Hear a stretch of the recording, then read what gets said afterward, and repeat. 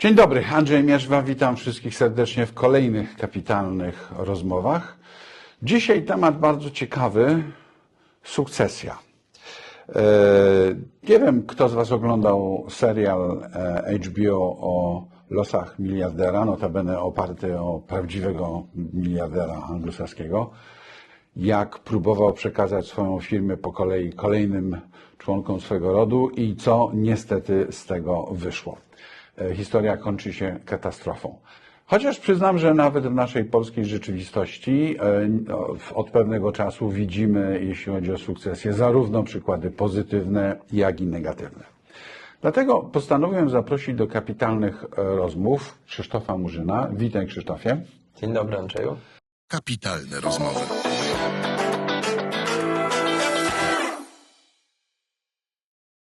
Krzysztofie, prowadzisz firmę, którą zacząłeś kilka lat temu, zaraz nam dokładnie wszystko powiesz, która zajmuje się właśnie kwestiami sukcesji, między innymi dla polskich przedsiębiorców. I jeśli dobrze rozumiem z opisów, które mi przesłałeś i z naszej rozmowy przed nagraniem, to specjalizujecie się w e-commerce przede wszystkim i podobnych firmach. To może pierwsze pytanie, jeśli pozwolisz, skąd w ogóle pomysł na taką firmę? No, jak zawsze. Jak zawsze, czyli? Okazja zapukała do drzwi i postanowiliśmy jej otworzyć. Szanowni Państwo, ja miałem taki ogromny przywilej poznać Andrzeja 19 lat temu. Wow. I on potem kiedyś przy obiedzie, jak zamówił placki ziemniaczane ze śmietaną i powiedział, że to jego ulubione danie na lunch, to opowiedział nam kilka swoich historii, gdy pomagał dwóm stronom się dogadać. I to było dla mnie szalenie inspirujące, bo ja tak go słuchając doszedłem do wniosku, że ja cały czas się komuś pomagam dogadać. Pochodzę z Rybnika, z Górnego Śląska, wychowałem się w mieszanej rodzinie śląsko-polskiej. Mama Ślązaczka, tata Gorol i mam na nazwisko Murzyn. Zrozumienie kulturowe mam we krwi. Wyrosłem w takim domu, w którym to zrozumienie było bardzo potrzebne. Od 8 roku życia chodziłem na konkursy Gwary Śląskiej, ale wracając do historii firmy, to 20 lat temu chciałem być menadżerem i dyrektorem i wybrałem sobie jako profil zawodowy obszar transformacji handlu i digitalizacji procesów biznesowych. I pracowałem w takich prężnych organizacjach zwanych software house'ami, agencjami budującymi rozwiązania, oprogramowanie. No i tam zrobiłem przez 10 lat wszystko, co mogłem. Pracowałem z największymi projektami w Polsce, potem też z mniejszymi i robiłem transformację firm rodzinnych, czyli najczęściej byli to producenci, wchodzili oni w platformę e-commerce dla handlu B2B. Pomagałem w tych różnych procesach i to się działo w latach 2010-2019. Następnie zostałem między innymi 10 lat temu miałem ochotę zostać interimem i pomagać firmom się przekształcać jako członek zarządu. Realizowałem to skutecznie przez 4 lata. No, dosyć mocno się dostaje w tyłek, jak się jest interimem. Ja o tym tak dokładnie nie wiedziałem. Natomiast wiele z tych przygód przedsiębiorcy na zlecenie, na kontrakt, czyli byłem kontraktowym menedżerem, który ma doprowadzić firmę do jakiejś zmiany.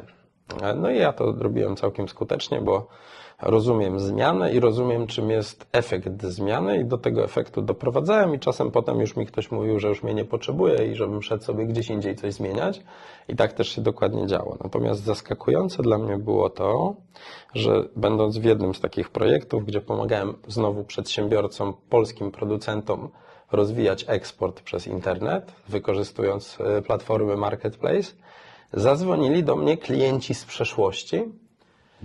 Ja zawsze jestem ciekawy, co tam mają do powiedzenia, co robią, gdzie jadą, czy mnie gdzieś chcą na obiad wyciągnąć we Wrocławiu albo jeszcze coś innego, bo ja tak staram się, jak ktoś prosi, to jakoś pomóc. No i oni zadzwonili, 3 przedsiębiorców naraz, że potrzebują rzeczywiście pomocy, bo mają już dość i żebym im ten cały bałagan ładnie opisał, przebadał i sprzedał. I tak się zaczęła historia firmy Venture Pact. Ja miałem wtedy wspólnika Krzyśka, z którym robiliśmy projekty doradcze, transformacji cyfrowej i wdrożeń narzędzi. No i spiwotowaliśmy szybciutko. Tak w zasadzie można powiedzieć, że przestaliśmy robić cokolwiek innego i zaczęliśmy robić to.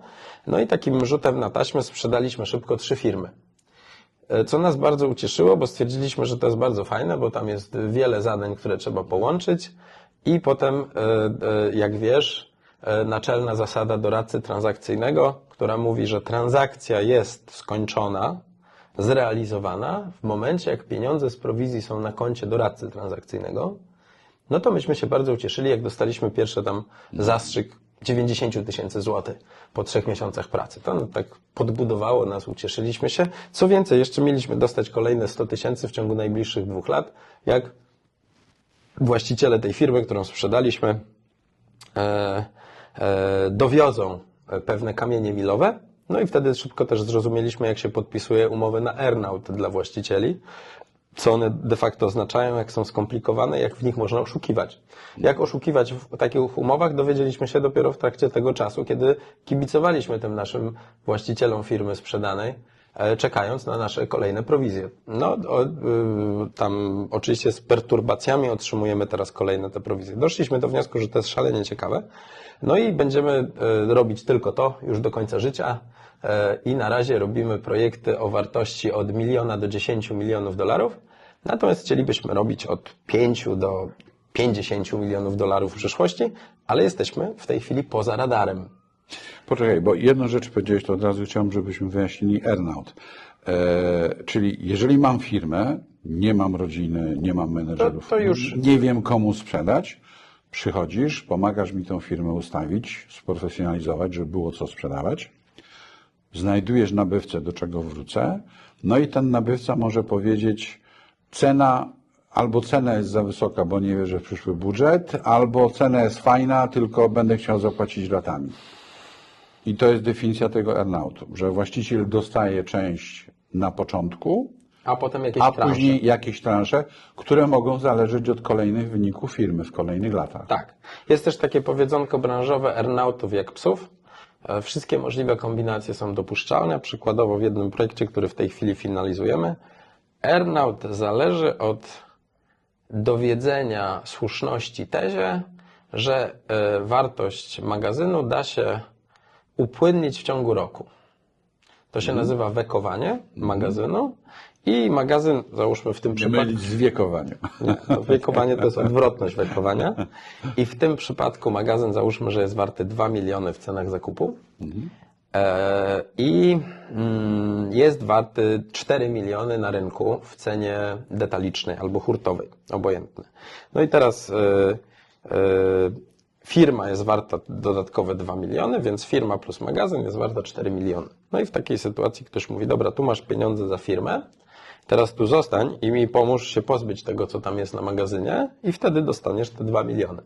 Jak zrobisz to szybko, to dostaniesz 2200, a jak długo, to dostaniesz 1 800 000. Jasne. To jest przykład, ale też oczywiście zdarzają się bardzo różne kombinacje. Chodzi o to, żeby zatrzymać na jakiś czas właściciela w firmie, w biznesie lub w poczekalni, żeby dowieść tezie, że nie sprzedał kota w worku. No właśnie, to zróbmy krok do tyłu, bo w naszej rozmowie przed nagraniem mówiłeś o ile pamiętam, 5 typach transakcji. Mówiłem o 5 typach sukcesji. 5 typach sukcesji, proszę Tak, bardzo. Szanowni Państwo, 5 typów sukcesji według Krzyśka Murzyna. Nigdzie tego jeszcze wcześniej publicznie nie wygłaszałem, więc Uwaga, copyright kapitalne rozmowy. może się okazać, że tych typów jest na przykład 6 albo 7, więc napiszcie w komentarzu. Więc pierwszy typ sukcesji, najprostsza sukcesja z ojca na syna. Z ojca na córkę, z ojca na zięcia, z ojca na szwagra, z ojca na brata, obojętnie. Czyli la familia. La familia. Popularne we Włoszech, dokładnie, może też we Francji. Dla familii. Prezes senior odsuwa się do rady nadzorczej, pozostaje kluczowym akcjonariuszem, właścicielem, oddaje stery dzieciom. Kulczyki, no niedawno Zygmunt Solorz, okazuje się, że jednak chce wrócić i tam te stery oddał za wcześnie, no to do tego wątku jeszcze wrócimy.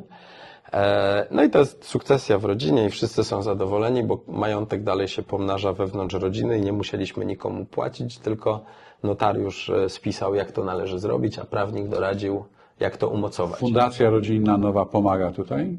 Nie, w tym nie pomaga, bo przy takiej sukcesji nie ma elementu podatkowego, bo to się dzieje wewnątrz rodziny.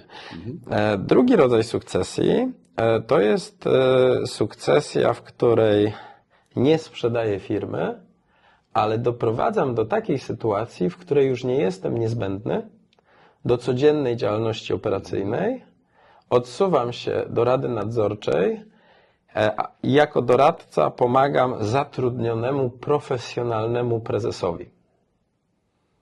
Okej, a dalej jestem 100% właścicielem. Może temu prezesowi mówię, słuchaj, Mogę dać przyjdź tu do mnie i dostaniesz z kolei nie earnout, tylko dostaniesz ESOP. I tutaj kolejna wstawka. Czym jest ESOP? ESOP to Employee Stock Option Program, w ramach którego dany menedżer może nabywać udziały za jakiś okres czasu lojalności i realizowanie swojej pracy. Spolszczeniem nie jest termin akcje fantomowe? A to jest bardzo ciekawe spolszczenie, nigdy go wcześniej nie słyszałem i brzmi jak coś z Stanisława Lema. Okej, on istnieje.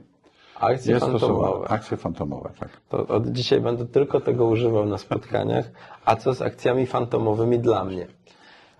No i jakby to był drugi rodzaj sukcesji, czyli no, tam przychodzi profesjonalny menedżer i sobie zarządza tą firmą i dostaje premię roczną za wyniki, najczęściej powiązane z rentownością tej firmy, a prezes tam sobie jeździ wtedy na wakacjach, korzysta z życia i wpada do biura raz w miesiącu zapytać, czy idziemy zgodnie z planem, panie Zbyszku. Tak. I pan Zbyszek wtedy melduje, panie prezesie, idziemy zgodnie z planem, wiatr w mordę, a prezes mówi, no zawsze to nastawiaj nosa, żeby łapać ten wiatr. No i tak sobie rozmawiają, żartują, ha. Prezes znika na kolejne wakacje, a menedżer zostaje i tam dalej tymi widłami przerzuca, co tam akurat jest w magazynie. To jest druga opcja. Trzecia? Trzecia opcja to jest połączenie z konkurentem. Czyli byli sobie panowie Wacław i Zygmunt i oni ze sobą konkurowali, ale teraz Wacław jest 10 lat starszy i mówi do Zygmunta, Zygmunt, słuchaj, weź wszystko to, co ja tutaj mam i sobie tym zarządzaj i robimy spółkę matkę, albo wykupujesz mnie, albo mi dajesz połowę w spółce matce i tam sobie zarządzasz, mamy większą skalę, ale... No i w takiej sytuacji problem jest z głowy, ponieważ konkurenci się nawzajem znają. Biznes jest podobny, procesy są podobne, produkty są podobne, nawet często klienci są podobni. Oni po prostu łączą siły, działają razem. To jest bardzo fajna fuzja, bo due diligence jest bardzo krótki, szczególnie w firmach, które się znają. Znają swoje nawzajem produkty. 2 producentów betonu, 2 fabryki, 2 magazyny, wszystko podwójnie, 2 księgowe i tak dalej. Nagle hops i jest 1 000 000 dodatkowych oszczędności rocznie. Bo... No ale to też wymaga przygotowania. To nie Oczywiście. jest, jak obydwaj wiemy. Oczywiście ten Zygmunt i Władysław się łączą w procesie i to trwa na przykład 2 lata. Nie? Ale mogą się też dogadać, że oni są po pół roku prezesami i raz jest jeden na urlopie, raz drugi. To też widziałem, taką kombinację norweską. Z działaniem do połowy kadencji to nie zawsze wychodzi. Może w biznesie lepiej. Najczęściej nie, bo to trochę jak zmiana, kto w danym tygodniu robi zakupy i sprząta. Tak. No i przychodzisz, jest twój tydzień, nie ma nic w lodówce, jest bałagan, to jesteś niezadowolony. Sprzątasz, robisz zakupy, zostawiasz porządek, przychodzi jakiś tam bałaganiarz i potem po tobie ma tydzień. To jest bardzo niedobrze. Na jachtach na przykład, jak jest wachta, to się to nie sprawdza. Jak jest wachta, która miała przez dzień gotowanie i zostawi bałagan, to za karę zostaje jeszcze na kolejny dzień i potem zostawia porządek. Tak to działa. I w biznesie też to myślę tak, tak powinno działać. Kolejny model? 4. to jest sukcesja holdingowa. Okay. To znaczy znowu strateg, ktoś, kto jest w biznesie, nie finansowy, ale ma oszczędności, buduje holding spółek.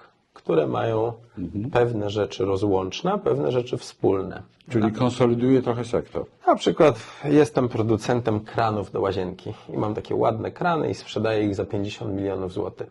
A obok jest chłop, który robi tylko wanny, a obok jest chłop, który robi tylko zlewozmywaki. No i teraz te krany pasują i do wanien, i do zlewozmywaków, no to może byśmy je sprzedawali w pakiecie. I kupuję fabrykę wanien, kupuję fabrykę zlewozmywaków i otwieram Max Fliza i mówię teraz, zapraszam tutaj, jestem wszystkiego producentem, to jest wszystko pod jedną czapką i mam wspólną księgowość, wspólny magazyn, wspólne wysyłki. Czyli optymalizacja. Pełna Piąty model? optymalizacja. No piąty to jest finansowy, to ty jesteś nim fachowcem. To okej. Przychodzi inwestor finansowy, mówi, co tutaj robicie? No, wanny, krany i zlewozmywaki. Aha, a ile tego sprzedajecie? 100 milionów. Aha, a ile zysku? 10. Aha, no to proszę Państwa, według benchmarku rynkowego, jak macie markę, lojalność i te 3 segmenty i macie kanały sprzedaży, to jesteście warci w tej chwili 9 razy zysk, bo jesteście spółką ZO, a nie akcyjną na giełdzie. To ja Wam, proszę Panów, daję teraz tutaj 50 milionów i Wy zostajecie na 40%. I mi mówicie, kto chce jeszcze pracować, a kto nie. A ja tutaj jest Karol. Wtedy wstaje Karol i mówi, ja się znam na kranach, wannach i zlewach. Umiem zmywać, kąpać się i przykręcić kran. No i Karol zostaje prezesem z ramienia inwestora i potem oni się tam dalej turlają. Inwestor za dodatkowe pieniążki kupuje jeszcze podłogi, ściany i nagle się staje firmą konsolidowaną wokół domu. No i potem przychodzi jakiś gruby inwestor i wszystko to od niego, od tego mniejszego inwestora kupuje. Tak wygląda to z perspektywy sukcesji finansowej. Dodam jedną rzecz jeszcze dla porządku, że u nas tak samo jeszcze jest inny model tej ostatniej wersji, o której mówiłeś. To znaczy możemy konsolidować specyficznie sektor, widząc, że jest firma, która ma drugą pozycję, trzecią, czwartą. Kupujemy kogoś, kto ma drugą pozycję, potem konsolidujemy z trzecim, czwartym, piątym i tak powstaje lider, który ma pierwszą pozycję na rynku, nie tylko w Polsce, ale tak samo bardzo często w regionie. Ale czy to się jakoś pod względem modelu różni trochę od piątego modelu? Dokładnie ta sama działalność. No. To jest jedyna różnica. Nie musisz dodawać nowych Czyli produktów. konkurent konkurenta i konsolidacja tak. wertykalna. Dokładnie tak. A nie horyzontalna. Dokładnie tak. No No dobrze. Skąd się biorą u Ciebie inwestorzy? Bo rozumiem, że macie tak samo inwestorzy, że macie tak samo biura czy oddziały za granicą. Tak. Wspominałeś o Hongkongu, gdzie jeszcze jesteście? W Londynie, w Maladze, Poznań, Warszawa, Wrocław. W Maladze to, przepraszam, inwestorzy na wakacjach prezentujecie, że ciekawe podejście. Tam mam takiego emerytowanego kolegę. Okay. 20 lat się pracował chłop w e-commerce, stwierdził, że to jest trochę jak górnictwo i poszedł na emeryturę. No ale jak każdy górnik na emeryturze dorabia.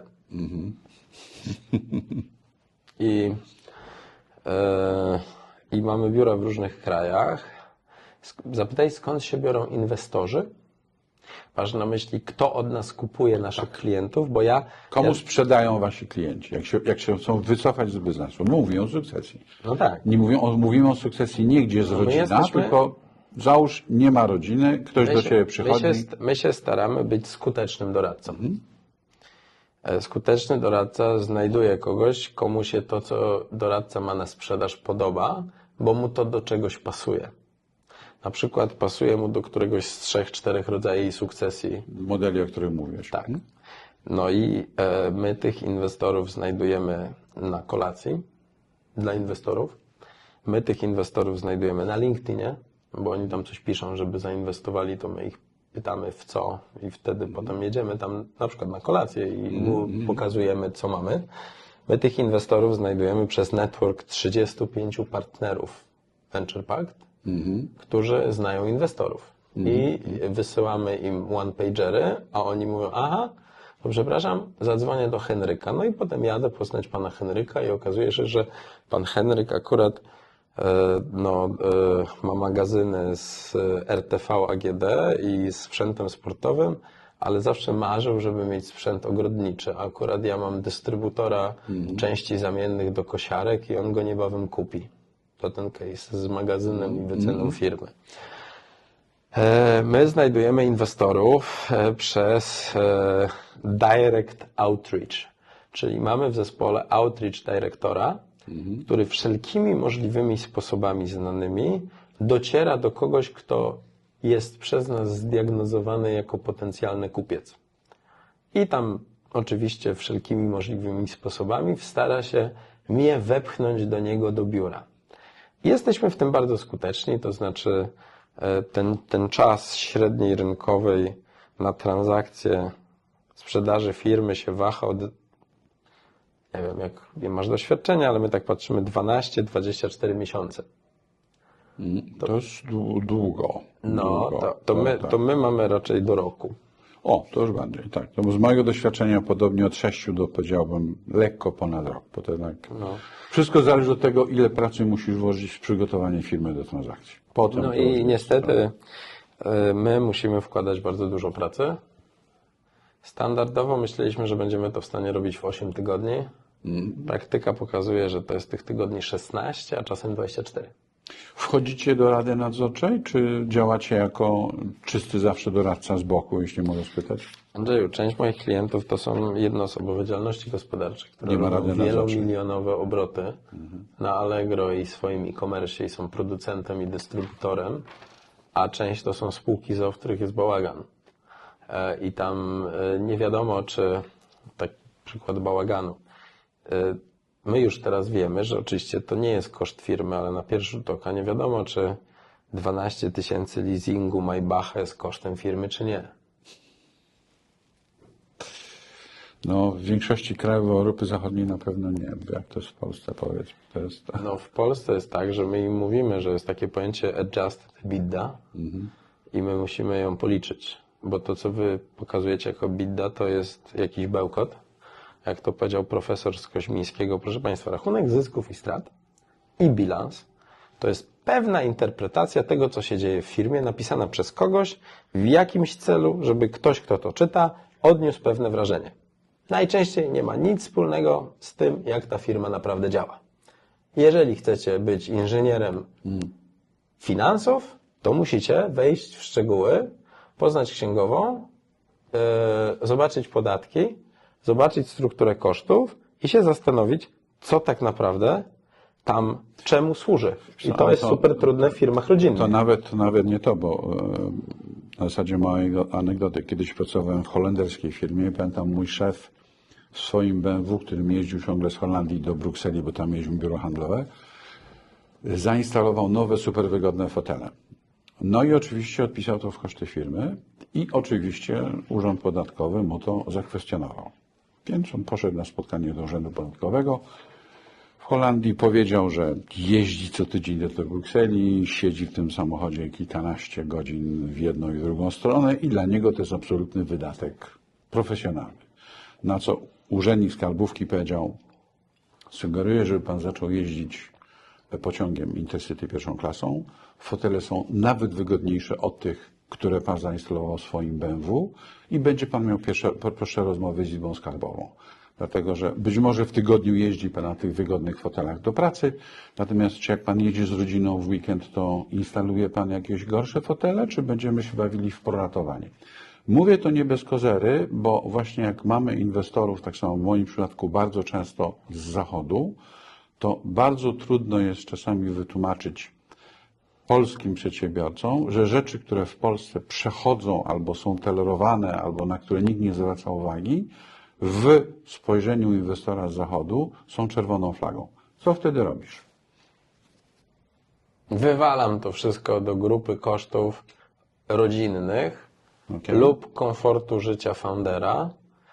Podam Ci przykład. Pracujemy dla firmy handlowo-dystrybucyjnej powiązanej z termomodernizacją domów. Żeby uprościć, 25 milionów obrotów w tym roku, marża na głównym produkcie 10%, marża na wszystkich akcesoriach 30, 40, czasem 50%. Firma z jakiegoś powodu nie wykazuje zbyt wysokiego zysku.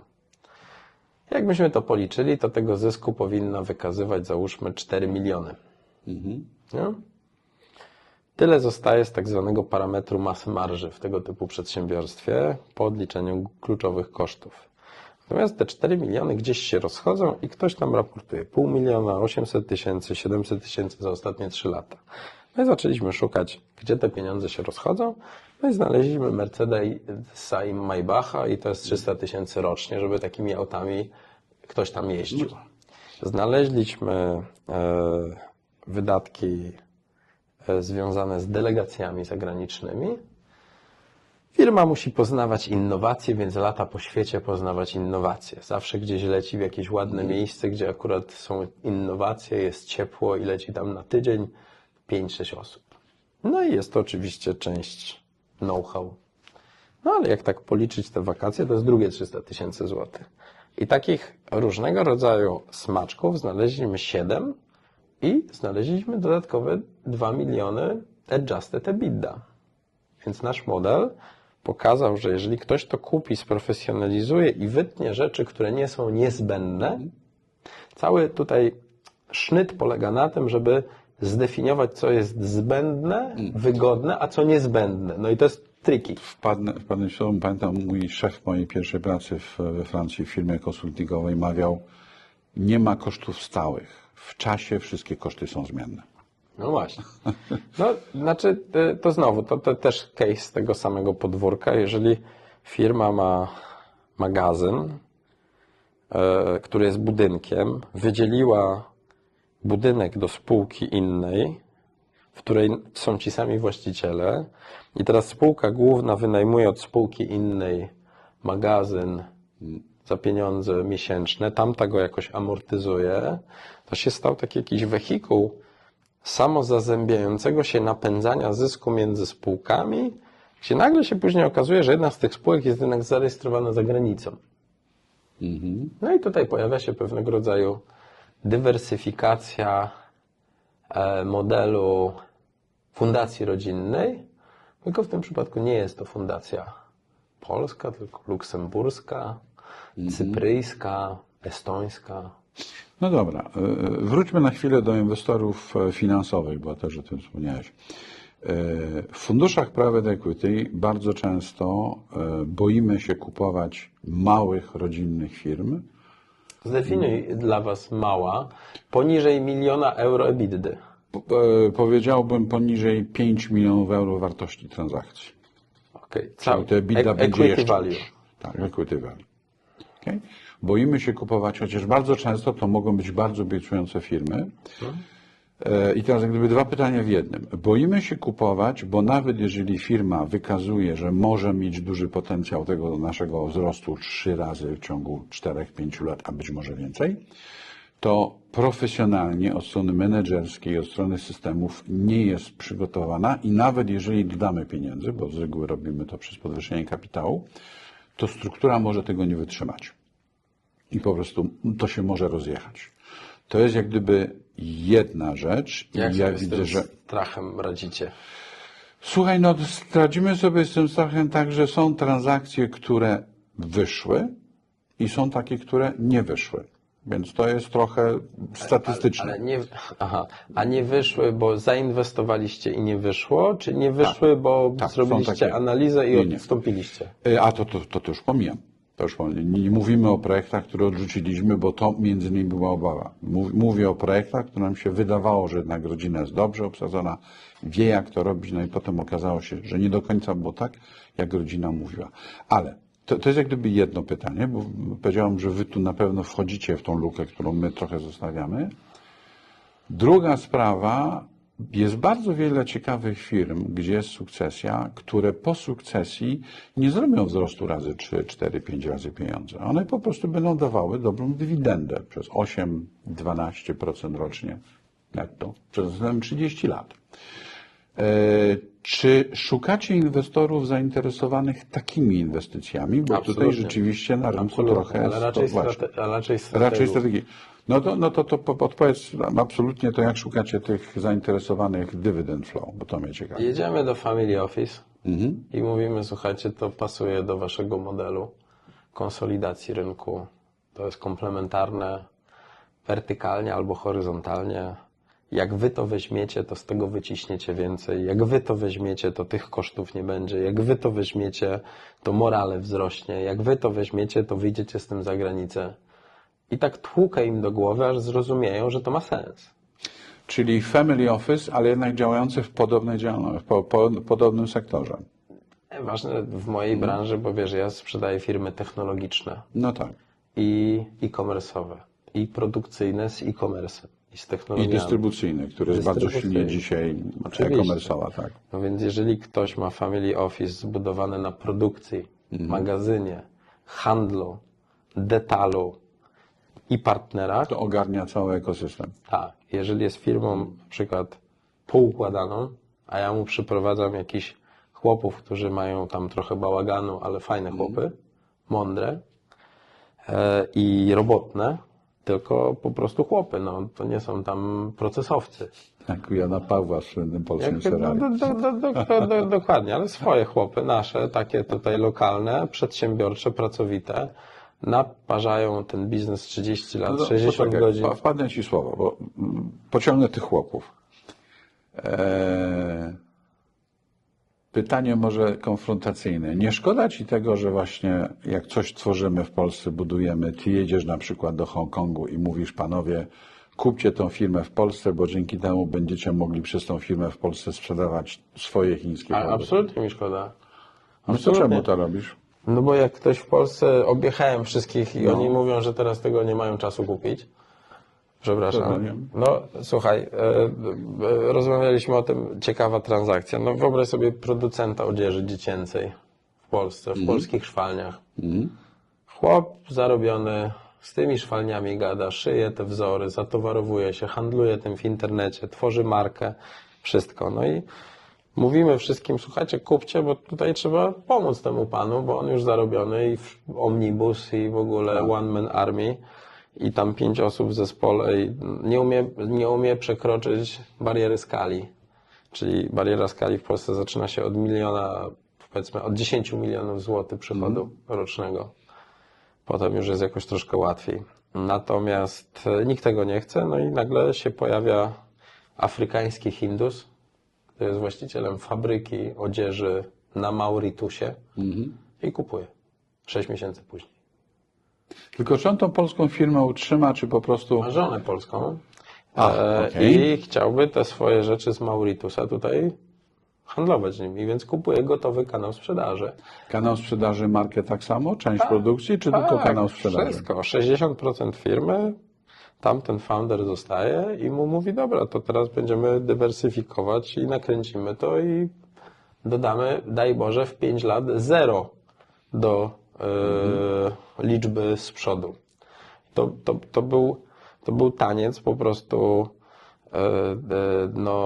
próbujemy tańczyć tango, a wyszedł z tego pogo, ale wyszło. Podpisaliśmy kwity, przyszedł notariusz, zapłacił pieniądze, przelał, rozliczyli, co więcej nam zapłacili. Niesamowite. Powiedz mi, nasze, bo to, co mówisz, jest wszystko super ciekawe, tak patrzę na to, co się dzieje na rynku. Ale dla mnie to nie jest zabawne, bo jest to męczące, wiesz, ja tak opowiadam anegdotki, a wiesz, jakby z czego wynika staropolskie powiedzenie, kto jest w Polsce przedsiębiorcą, ten się w cyrku nie śmieje. Tak, to właśnie chciałem trochę o tym cyrku nawiązać. Dzięki, że to powiedziałaś, bo sam prowadzę fundusz międzynarodowy. Poprzednio robiłem fuzję i akwizycję między firmami zagranicznymi i firmami polskimi. I od kilku... O której mi opowiedziałeś kiedyś i mnie zaraziłeś ideą, kim jest translator w transakcji. To jak skończymy nagranie, to wystawię fakturę z długim okresem płatności. Chyba Może być w akcjach fantomowych. Zapraszam, cały czas jesteśmy otwarci, żeby drobni inwestorzy pomagali nam rosnąć szybciej na różnych To rynkach. właśnie o tym chciałem powiedzieć. Coraz częściej się w Polsce słyszy od paru lat o repolonizacji. O tym, że przeróżne organizacje państwowe zabierają się za finansowanie venture capital.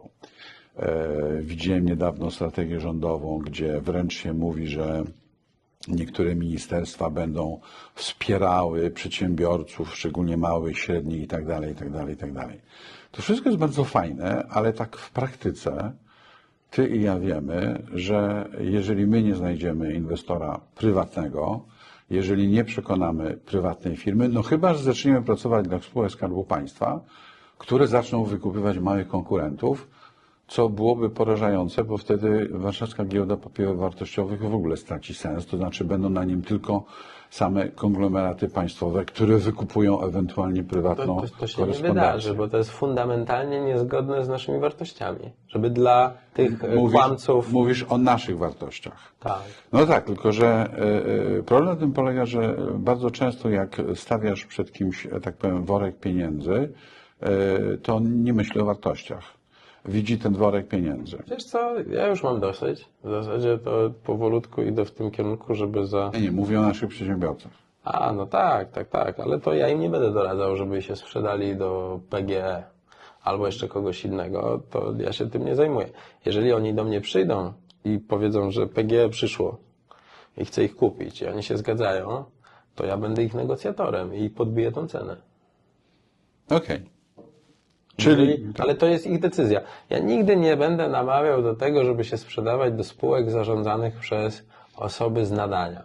To jest dla mnie potwarz.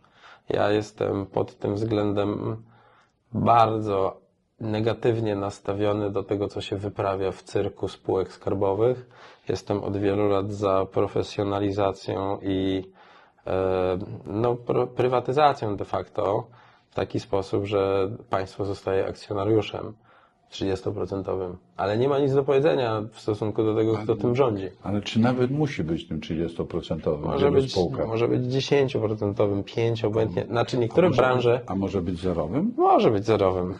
Może być. Nie wiem. De facto, wiesz, im mniej mają, tym lepiej. Natomiast, no wiesz, prywatyzacja po prostu działa się w Polsce w latach 90. szalenie szybko. Była przeprowadzona bardzo często, bardzo źle, za niewielkie pieniądze. Mnóstwo pieniędzy było bardzo wielkich, ale nie trafiły do właścicieli firmy, czyli do Polaków, tylko do kieszeni kogoś, kto tam zachachmęcił. No i dlatego jesteśmy tacy poranieni. No ale to, że teraz na przykład chachmęcą w NCBR-ze, jest tam mafia, wydali 4 miliardy nie wiadomo na co, ale nikt o tym nie mówi, Tusk tego nie dotyka, no bo tam jakby z kim on się tam ma szarpać, jeszcze ktoś przyjedzie pod jego dom i ukradnie mu rower albo samochód. Więc to są tragiczne rzeczy polskiej rzeczywistości przedsiębiorców. Wiesz, coraz więcej przedsiębiorców patrzy na to wszystko, co się dzieje i mówi, ja już nie chcę być przedsiębiorcą i wtedy używają drugiego staropolskiego powiedzenia, nie mój cyrk, nie moje małpy. Jak patrzą, co się tam wyprawia, to mają naprawdę dość. No tak, tylko że też znam kilka przypadków, kiedy ktoś rozchęcił bardzo dobrą firmę w Polsce, sprzedał ją dobrze inwestorowi zagranicznemu, po czym z Polski wyjechał. A co w tym złego? Niech sobie pożyje. Może sobie pożyć, tylko te pieniądze, które zarobił na polskim rynku, pracując jako polska firma, teraz pracują na innych rynkach. No ale to... A potem się słyszy zarzuty, że polscy przedsiębiorcy nie inwestują. Wiesz, teraz jest dekada, że niedobrze być globalistą. Nie? Tak jak my dwa jesteśmy tam ostatnie 30 lat obywatelami świata, wszędzie się czujemy dobrze i sobie gadamy w tych językach, w których akurat gada pani, z którą mamy ochotę pogadać. No to jest wspaniałe. Natomiast, no kurde, wszyscy się zbroją, radykalizują, idą na prawo i mówią, narodowość jest ważna. Kurde, no jestem polskim Ślązakiem z genami afrykańskimi o nazwisku Murzyn. Od 20 lat buduję tutaj markę na moim nazwisku, twarzy i kompetencjach. I nikt z zagranicy, jak mnie spotyka, nie wierzy, że jestem Polakiem. Nie mam akcentu. Mieszkałem w 10 różnych krajach. Jesteś obywatelem Europy, jak wiele. No oczywiście, ale rok spędziłem w Indiach. Wiesz, nie wiem, to jest dla mnie trudny temat, czy i w jakim zakresie popierać patriotyzm gospodarczy. Ja popieram mądre ruchy gospodarcze, a partner przy stole, skąd on jest z jakiegoś kraju, no nie wiem, czy też będziesz obrażony, jak będę handlował sklepami polskimi do fabryki odzieży w Rumunii i dzięki temu oni wejdą do Polski, bo inaczej nie umieją? To pomogę Rumunom. Nie będę obrażony, znaczy może jedną rzecz zredefiniuję. Nie lubię terminu patriotyzmu gospodarczego, bo on ma takie trochę konotacje pisowe. na zasadzie my na górze, wolę termin dyplomacja gospodarcza. To znaczy wolę termin, co rząd rzeczywiście mógłby zrobić, żeby wesprzeć ekspansję polskiej firm, choćby na tej Rumunii, Ale czy w Stanach, czy w Chinach, czy w każdą inną stronę. To pozwól, że zadam Ci takie pytanie, ale najpierw krótka dygresja. W zeszłym tygodniu organizowałem z Kamilą Gębik konferencję Sprzedawaj Więcej. Prowadziłem tam panel na temat skalowania. W panelu miałem panią, która zajmuje się perspektywą marki polskiej. No i ja tam korzystałem z jej elokwencji, erudycji i wdzięku, żeby mi odpowiadała na trudne pytania i mówię, że tak, słuchaj, no, my się kojarzymy z żurem, pierogami i barszczem. I jabłkami. I burakami, i jabłkami. I jak tutaj, i jesteśmy chłopami, bo nas ruskie Sowiety zepchnęły do roli chłopów i zatarły pamięć szlachecką, fantazję ułańską, pióropusze huzarskie i wyobraźnię, kreatywność i radzenie sobie w każdej sytuacji. Jak my mamy, i przestaliśmy być z tego dumni. Wszystkie te podmioty ja posiadam i jestem z tego szalenie dumny. Gdziekolwiek nie jadę, to robię najciekawsze spotkania i imprezy i Holendrzy patrzą na mnie, skąd ja się urwałem. To samo Niemcy, to w ogóle są w szoku i nie chcą ze mną rozmawiać, bo jestem z Polski. Jeszcze wspomnę coś o II wojnie światowej. Więc Położyć fakturę za reparację. no dokładnie, ja się naoglądałem tych filmów, jak rozpętałem II wojnę światową i sobie myślę, no kurde, no to w jakimś sensie ja i tam gdzie jadę, to zaraz wjeżdża ktoś z kontrabasem, skrzypcami i przyprowadza kozę. I mówi, że musimy rozpalić ognisko, bo surowa koza jest niedobra. I wiesz, i marka polska jest super ważna, a Polacy, kurde, mają ogromny dylemat, tworząc spółkę w Polsce typu Drutex, albo jakaś inna, mają ogromny problem, jak z tą marką iść za granicę i czy się chwalić, że jesteśmy z Polski. A jeżeli się chwalić, to jakimi podmiotami? Na podium olimpiad matematycznych mamy chińskich Chińczyków, amerykańskich Chińczyków i grupę Polaków w swetrach. Nie? No to myśl matematyczna, przedsiębiorczość, logika, biznes, zaradność, pracowitość, mnóstwo cech, którymi się nie chwalimy, bo się zrobiliśmy skromni, bo mamy kompleksy, bo nie mówimy językami, bo żur, ziemniaki i wieprzowina. Wiesz co, ja myślę, że my teraz już się chyba zmieniło. Mówimy językami, czujemy się dobrze na całym świecie, tak jak wcześniej powiedziałeś. Jesteśmy obywatelami świata, na pewno Europy. Natomiast ja sam, rozmawiając z Polakami za granicą, widzę jedną podstawową różnicę, że Polakom pracującym w Stanach, w Anglii, nawet we Francji, robi się wiele rzeczy łatwiej, bo interakcja z państwem, z podatkami, z przepisami jest 3 razy łatwiejsza. Jest bardziej stabilna, jest bardziej przewidywalna, zabiera to wiele mniej czasu. Dlatego to jest nie tylko to, że Polacy jak wjeżdżają na zachód, to rozwijają skrzydła. Ich ten skrzydeł mało kto podcina. Bycie tutaj, jak powiedziałeś właśnie, przedsiębiorca polski nie śmieje się w cyrku. Nasz polski ekosystem podcina. Sami sobie sami chodzimy w tej maźle. Dlatego za każdym razem, jak słyszę, że rząd znowu coś wymyślił, żeby nam było łatwiej, to mam ochotę powiedzieć, panowie, przynajmniej przez rok niczego nie wymyślajcie, dobra? Nie zmieniajcie żadnych reguł, nie wymyślajcie. KSEF jeszcze za pół roku. No tak, oby tak było. Ale Dobra, ale to skończymy, bo zanudzimy My byśmy tak naszych mogli widzów. dyskutować do wieczora. Ja chciałem zakończyć prezentem dla Ciebie. Tu, zanim przejdziemy do tego, zaraz, jeszcze jedno pytanie, bo być może potem nie dostanę prezentu. Twoja najtrudniejsza transakcja? Pozytywna lub negatywna? Jak Producent odzieży dziecięcej sprzedany w firmie z Mauritusa, to jest taka zakończona, a taka, której nie umiem sprzedać, to od wielu lat, od wielu miesięcy reprezentujemy Kantor.pl, Kantor Walut internetowy.